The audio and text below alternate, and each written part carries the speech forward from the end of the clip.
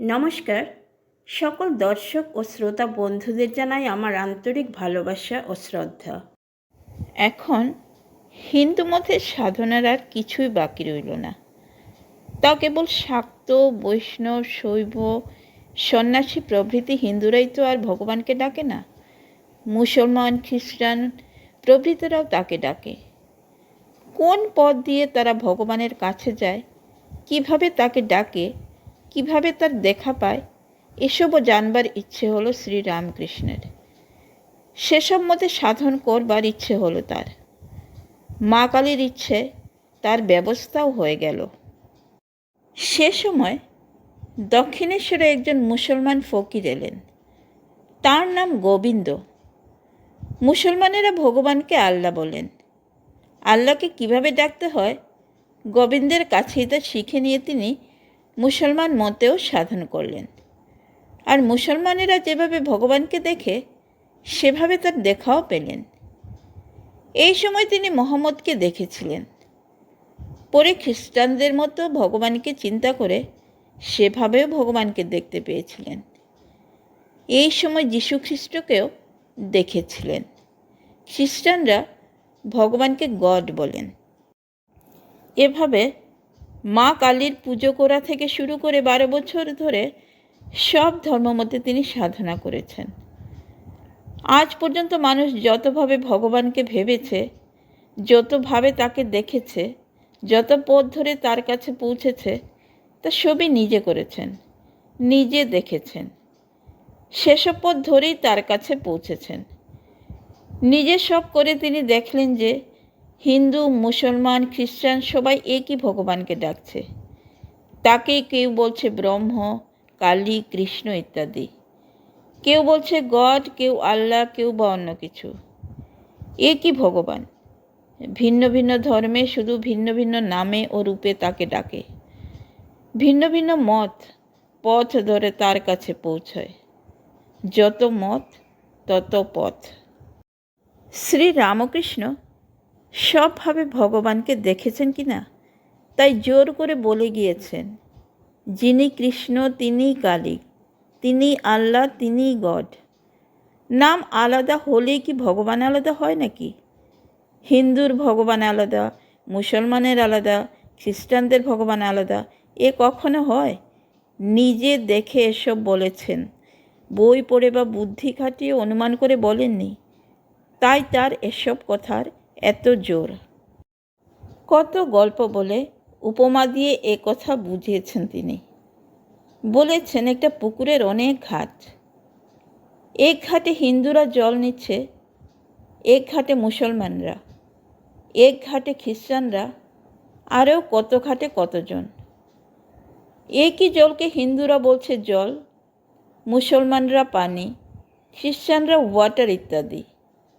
কিন্তু জল তো একই। সেই রকম একই ভগবানকে হিন্দুরা বলছে কালী, কৃষ্ণ ইত্যাদি, মুসলমানরা আল্লাহ, খ্রিস্টানেরা গড, আরও কতজন কত কি বলছে। কিন্তু আলাদা নামে ডাকলে সেই একই ভগবানকে ডাকছে সবাই।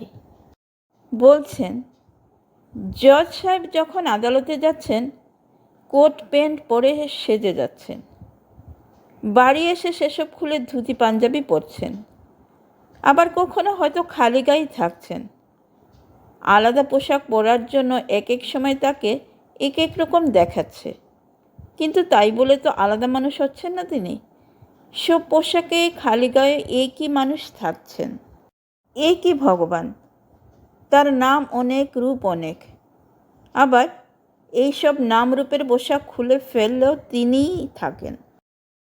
সব রকম সাধনা শেষ হলে তিনি একদিন নিজের বিবাহিতা পত্নী সারদা দেবীকে জগন্মাতা জ্ঞানে পুজো করলেন। যেমন মন্ত্র পড়ে, ফুল বেলপাতা দিয়ে কালী পুজো, সরস্বতী পুজো করে ঠিক তেমনি করে পুজো করলেন। সারদা দেবী যে মা কালী তা তিনি দেখতে পেতেন কি না, এ বিষয়ে তিনি পুরাণের একটি গল্প বলতেন, গণেশের গল্প। গণেশ মা দুর্গার ছেলে। তিনি ছেলেবেলায় একটা বিড়ালিকে ধরে লাঠি দিয়ে খুব মেরেছিলেন। রক্তারক্তি হয়ে গেল, তবুও মারছেন। তারপর এক ফাঁকে বিড়ালটা কোনো রকমে প্রাণ নিয়ে পালিয়ে গেল। কিছুক্ষণ পরে মায়ের কাছে এসে গণেশ দেখেন মায়ের সারা গায়ে প্রহারের দাগ। কে মেরেছে? মা দুর্গা বললেন, বাবা তুমিই মেরেছ। শুনে গণেশ হতভম্ব। সে কি কথা? এ কখনো হতে পারে? আর হলেও তার মনে থাকবে তো? মা দুর্গা তখন বললেন, ভেবে দেখো দেখি আজ কোনো জন্তুকে মেরেছ কি না? গণেশ বললেন, তা তো মেরেছি, একটা বিড়ালিকে খুব ঠেঙিয়েছি, কিন্তু তাতে কি?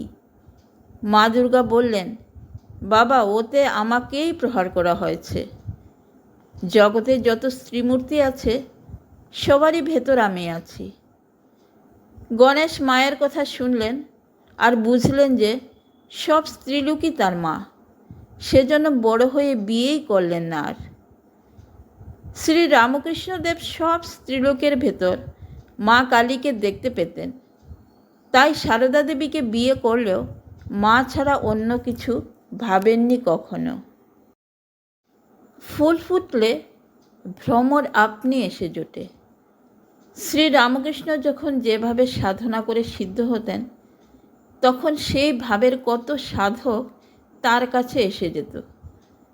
সব সাধনা শেষ হওয়ার পর কত বড় বড় সাধক পণ্ডিত তার কাছে ভগবানের কথা শোনার জন্য আসতে লাগলো। ভগবানকে পেতে চান এমন বহু বয়স্ক লোক এলেন।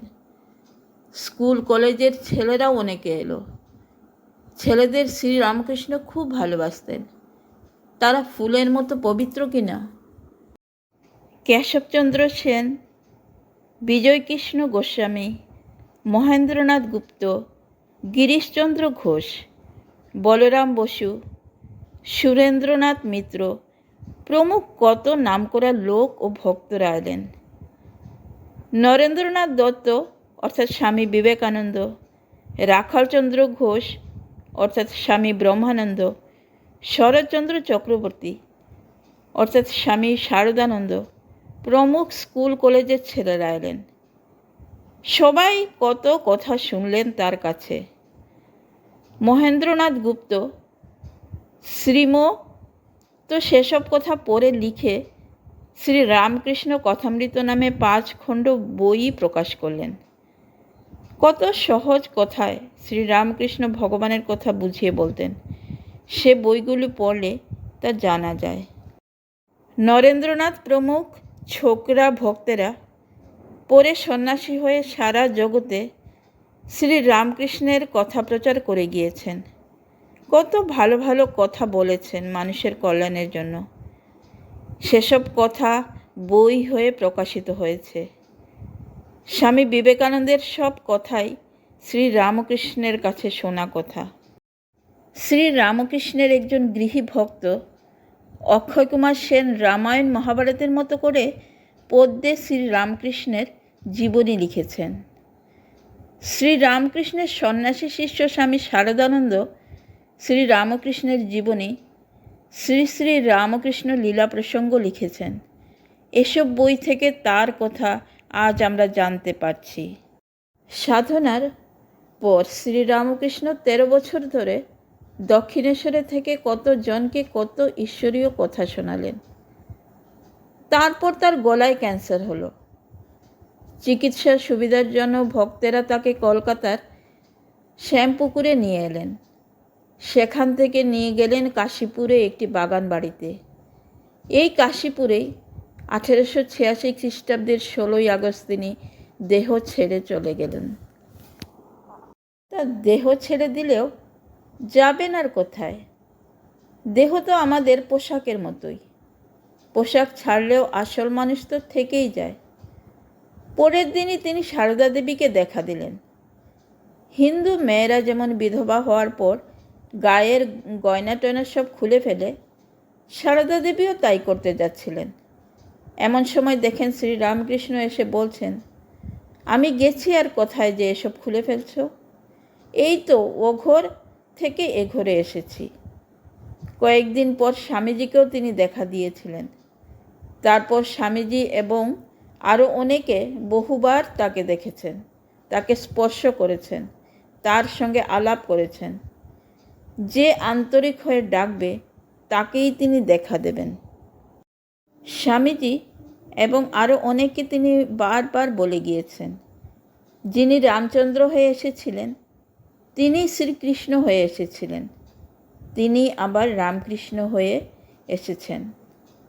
এই কি ভগবান যুগে যুগে এসব রূপ ধরে মানুষ হয়ে আসেন আমাদের ভগবান লাভের পথ দেখাবার জন্য, কিভাবে সে পথে চলতে হয় তা শেখাবার জন্য, কিভাবে ভগবান লাভ করতে হয়, কিভাবে নিজের ও সবার ভেতর তাকে দেখে সবাইকে ভগবান ভেবে সেবা করতে হয়, তাই শেখাতে এবার এসেছেন রামকৃষ্ণ হয়ে।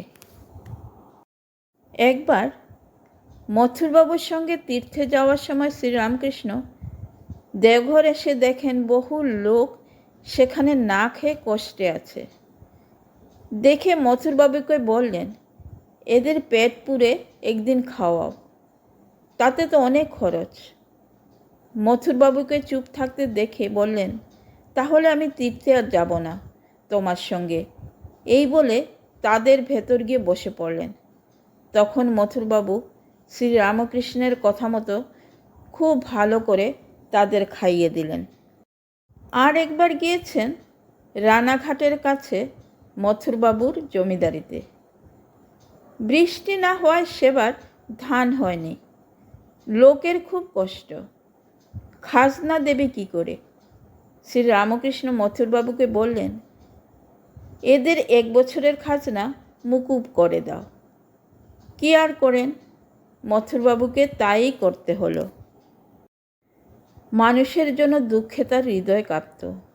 বলতেন, মানুষ কত ভালোবাসার কথা বলে, কিন্তু নিজেরা খুব ভোগ করছে, অথচ পাড়া প্রতিবেশীরা কষ্ট পাচ্ছে সেদিকে তাকাবে না, তাদের সাহায্য করবে না। তাই তো স্বামীজিকে ভগবান জ্ঞানে মানুষের সেবা করার কথা বলে গেলেন।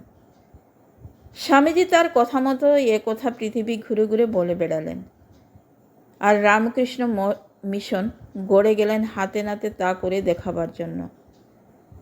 যারা ভগবান লাভের জন্য সন্ন্যাসী হয়েছে তাদেরও বললেন, নারায়ণ জ্ঞানে মানুষের সেবা করো, এতেই ভগবানকে পাওয়া যাবে। সারা জগতে আজ বড় বড় মনীষী শ্রী রামকৃষ্ণের কথা চিন্তা করছেন। তারা বলছেন, শ্রী রামকৃষ্ণের কথা মতো চললে তবেই জগতের শান্তি। শ্রীরামকৃষ্ণ বলেছেন, ভগবানকে ভালোবাসলে সবার মধ্যে তাকে দেখা যায়, তবেই সব দেশের সব ধর্মের সব মানুষকে সমানভাবে ভালোবাসা যায়। শিশুদের শ্রীরামকৃষ্ণের এটাই অন্তিম পর্ব বন্ধুরা। আগামীতে আপনাদের সাথে আবার দেখা হচ্ছে। ভিডিওটি দেখার ও পাশে থাকার জন্য আপনাদের জানাই অসংখ্য ধন্যবাদ।